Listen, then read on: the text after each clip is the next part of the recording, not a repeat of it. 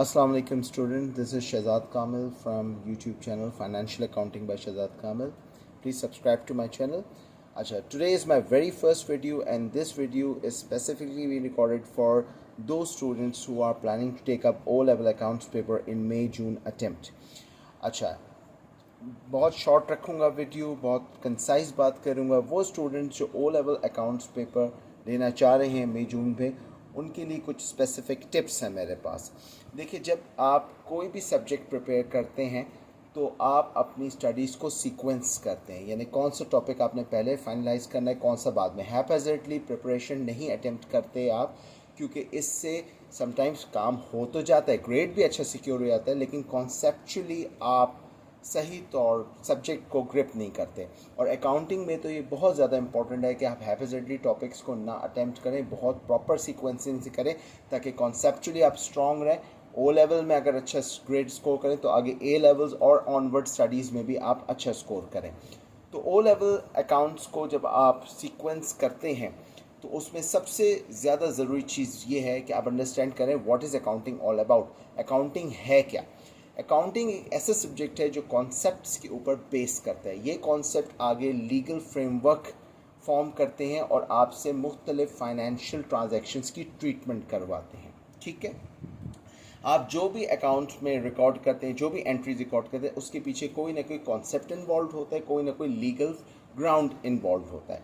अगर आप उस कॉन्सेप्ट या लीगल ग्राउंड को अंडरस्टैंड किए बगैर ट्रांजैक्शंस रिकॉर्ड करेंगे तो फिर होगा ये कि कुछ अरसे बाद आप उन ट्रांजैक्शंस को भूलने लगेंगे और आप जब भी उस टॉपिक को फ्यूचर स्टडीज़ में टेकअप करेंगे, ए लेवल्स में, ACCA में, CA में, तो उस वक्त आपको फिर से बेसिक्स को रिवाइज करना पड़ेगा. तो इसीलिए मैं आपसे कहूँगा कि इवन जब आपका जो फर्स्ट स्टेप है ओ लेवल प्रिपरेशन, यहीं से आप अपने आप को प्रिपेयर करें प्रॉपरली, लीगल ग्राउंड्स और कॉन्सेप्ट को साथ लेते हुए टॉपिक को फाइनलाइज करें. मैं आपको एक छोटी सी एग्जांपल से अपना पॉइंट प्रूव करता हूँ. एक टॉपिक है irrecoverable debts and provision for doubtful debt आपके सिलेबस में. इस टॉपिक में इररिकवरेबल डेट्स की ट्रीटमेंट बहुत क्लियर होती है सबको कि it's an expense, account debit किया जाता है रिकवरेबल डेट का, और डेटर्स को क्रेडिट हम करते हैं ताकि उनको राइट ऑफ कर सकें. यहाँ पे आप बड़े क्लियर रहते हैं, ठीक है, क्योंकि कॉन्सेप्चुअली आप क्लियर होते हैं. But when it comes to provision for doubtful debts, मैंने ये नोटिस किया है कि बहुत से स्टूडेंट एंट्रीज तो ठीक ठीक कर लेते हैं, कैलकुलेशन भी कर लेते हैं, but conceptually they are not clear that exactly what are they doing. ठीक है, एक ऐसा लॉस जो अभी हुआ नहीं, जो एक एक्सपेक्टेड लॉस है, उसके लिए वो एक प्रोविजन नामी अकाउंट को क्रेडिट कर रहे हैं. क्या लॉजिक है इसके पीछे, क्यों प्रोविजन क्रेडिट कर रहे हैं, प्रोविजन की नेचर क्या है, क्यों प्रॉफिट एंड लॉस अकाउंट को डेबिट कर रहे हैं. एक लॉस जो अभी एक्सपेक्टेड फेज में हुआ नहीं है, उसकी कैलकुलेशन करके रिकॉर्ड करना, इसके पीछे क्या लॉजिक है. यहाँ पर स्टूडेंट्स काम कर जाते हैं लेकिन उनको नहीं पता होता. Same goes with provision for depreciation. जब आप नॉन करंट एसेट को डेप्रिशिएट करते हैं to account for loss in their value during their useful economic lifes, ये इसकी ट्रीटमेंट होती है, इसकी लॉजिक होती है. तो आप किस तरह कंप्यूट करते हैं, क्यों उसके लिए प्रोविजन अकाउंट क्रिएट करते हैं, ये क्या सारा फिनोमेना है, ये बहुत से स्टूडेंट्स को बात नहीं क्लियर होती. तो आज मैं आपको बता दूं कि what is the concept, what is the legal framework behind calculation and recording of provision. ठीक है, जब भी आप कोई प्रोविजन पढ़ें उसकी बैकग्राउंड को साथ में ज़रूर पढ़ें. देखिए, प्रोविजन जो है वो कैलकुलेट की जाती है फॉर एक्सपेक्टेड लॉसेस.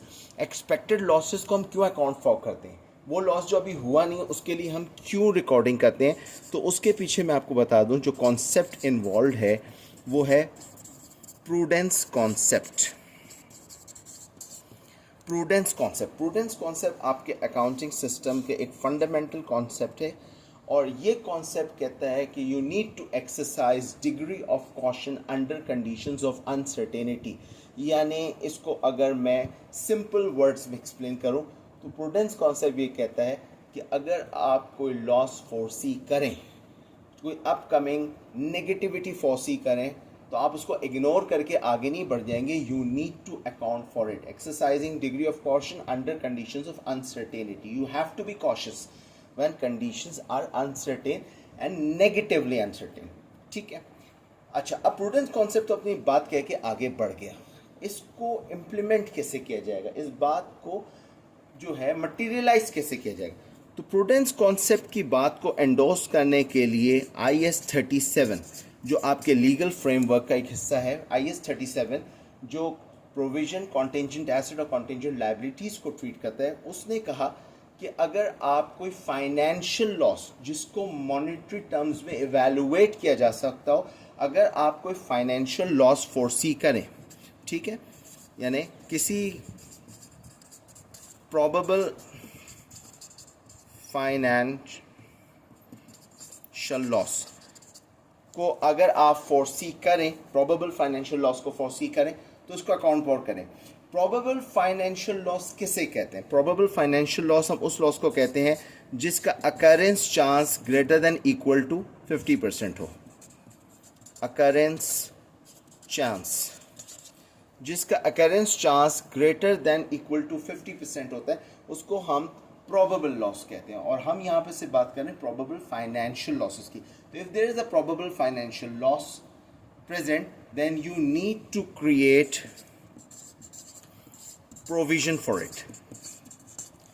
Provision क्या चीज़ है? Provision को किस तरह से डिफाइन किया गया है? As a liability of uncertain timing or amount. अब ये पूरी सिचुएशन आपके सामने क्लियर हो गई, ठीक है जी। प्रूडेंस कॉन्सेप्ट ने ये कहा कि आप डिग्री ऑफ कॉशन एक्सरसाइज करें अंडर कंडीशन ऑफ अनसर्टेनिटी, यानी अपकमिंग लॉसेस को इग्नोर ना करें।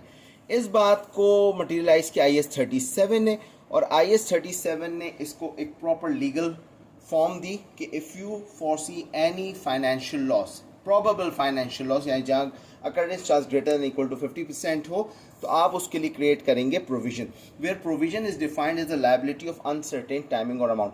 तो अब आप जब भी डाउटफुल डेट्स के लिए प्रोविजन कंप्यूट करें या डेप्रिसिएशन कंप्यूट करें, तो आपको क्लियर होना चाहिए कि ये अपकमिंग प्रोबेबल फाइनेंशियल लॉसेस हैं, इस वजह से हम इनके लिए प्रोविजन क्रिएट करें, क्योंकि IS 37 ने इस तरह से हमें करने के लिए रिक्वायरमेंट दी है। और प्रोविजन को डिफाइन इस तरह किया गया है कि it's a liability of uncertain timing और अमाउंट।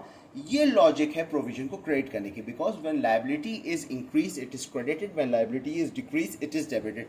तो कोई भी चीज़ पढ़े लॉजिक के साथ पढ़े। प्रोविजन क्रिएट करें तो प्रोविजन पता हो क्यों क्रेडिट कर रहे हैं, क्यों क्रिएट कर रहे हैं, उसके पीछे लॉ कौन सा है, उसके पीछे कॉन्सेप्ट कौन सा है। That's how you plan your studies, ठीक है। अच्छा, अब नेक्स्ट जो आपसे बात करनी है वो ये करनी है कि जब आप अपने टॉपिक्स को सीक्वेंस करें तो किस तरह से करें। जब अकाउंटिंग पढ़ना शुरू करें, सबसे पहले कॉन्सेप्ट्स को रिवाइज करें। जो आपके सिलेबस में अकाउंटिंग कॉन्सेप्ट्स हैं, you need to revise those concepts first, ठीक है।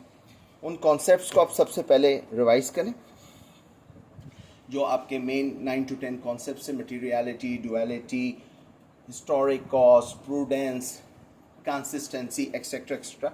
इन कॉन्सेप्ट्स को पढ़े बगैर अकाउंटिंग पढ़ना फजूल है। सबसे पहले कॉन्सेप्ट को एक गो थ्रू करें। कॉन्सेप्ट्स को स्टडी करने के बाद आप अकाउंटिंग साइकिल की तरफ जाएं, ठीक है। The next area should be accounting cycle. Accounting cycle में आपने किस तरह से टेकअप करने के, देखिए जब भी कोई फाइनेंशियल ट्रांजैक्शन होती है, the first thing which is created is document, ठीक है। आपने जो डॉक्यूमेंट्स आपके कोर्स में हैं उनको स्टडी करना है। इनवॉइस है, क्रेडिट नोट है, डेबिट नोट है, रेमिटेंस एडवाइस है, एक्सेट्रा एक्सेट्रा, ठीक है। जो भी आपके सिलेबस में की डॉक्यूमेंट्स है, की अकाउंटिंग डॉक्यूमेंट्स हैं, you need to study those documents first. अच्छा, डॉक्यूमेंट्स की बेसिस पे रिकॉर्डिंग होती है डे बुक्स में। तो जो आपके सिलेबस में सारी डे बुक्स मौजूद हैं, sales day book, purchase day book, return, sale return day book, purchase return day book, cash book, petty cash book, general journal, इन सबको आपने गो थ्रू करना है, ठीक है। इसके बाद आते हैं ledgers. Sale ledger, purchase ledger, general ledger, कौन से अकाउंट्स कौन से लेजर्स में होते हैं, इसको गो थ्रू करें। ठीक है, ये सब बेसिक्स कंप्लीट करने के बाद, डबल एंट्री प्रोसेस आपका कंप्लीट होता है। अच्छा, डबल एंट्री में मैंने नोटिस किया कि स्टूडेंट्स कंफर्टेबल होते हैं, उनको बेसिक डेबिट क्रेडिट एरिया में कोई प्रॉब्लम नहीं होती। Up to trial balance they are comfortable, up to final accounts of sole proprietor they are comfortable, profit and loss account, balance sheet comfortably prepare कर लेते हैं। ठीक है, उसके बाद जब ये एरिया आपका कंप्लीट हो जाए तो नेक्स्ट आपने जाना है एडजस्टमेंट्स पे। ठीक है, यानी ये एरिया कंप्लीट करने के बाद आपने एडजस्टमेंट्स के एरिया पे जाना है। एडजस्टमेंट्स के अंदर वो इश्यूज डिस्कस होते हैं या वो एरियाज आप एड्रेस करते हैं जो आपकी बेसिक अकाउंटिंग में प्रॉब्लम्स होती हैं, उनको आप एडजस्ट फॉर करते हैं बेस्ड ऑन वेरियस कॉन्सेप्ट। एक सिंपल सी एग्जांपल मैं आपको दूं कि जो एक्रूवल्स और प्री पेमेंट्स की आप रिकॉर्डिंग करते हैं, ये बेस करता है मैचिंग कॉन्सेप्ट के ऊपर। मैचिंग कॉन्सेप्ट की बेसिस पे आप एक्रूवल प्री पेमेंट करते हैं, इसके अलावा स्टॉक की एडजस्टमेंट करते हैं। मैं हर टॉपिक को इंडिविजुअली अपने अपकमिंग लेक्चर्स में एड्रेस करूंगा क्विकली, सिर्फ यहाँ पर आपको सीक्वेंसिंग बता रहा हूँ, इसलिए मैं उन टॉपिक्स की डेप्थ में नहीं जाना चाहता अभी। अच्छा, एडजस्टमेंट्स के बाद आपका जो नेक्स्ट एरिया होना चाहिए वो बैड एंड डाउटफुल डेट्स होना चाहिए, accounting for non current assets होना चाहिए। ठीक है, bad debts, non current assets, this should be your next area. Non current asset तक कंप्लीट जब आप कर लें तो आपके अकाउंट्स के जो बेस सारे इश्यूज होते हैं वो कवर अप हो जाते हैं। इसके बाद आता है ट्रबल शूटिंग एरिया।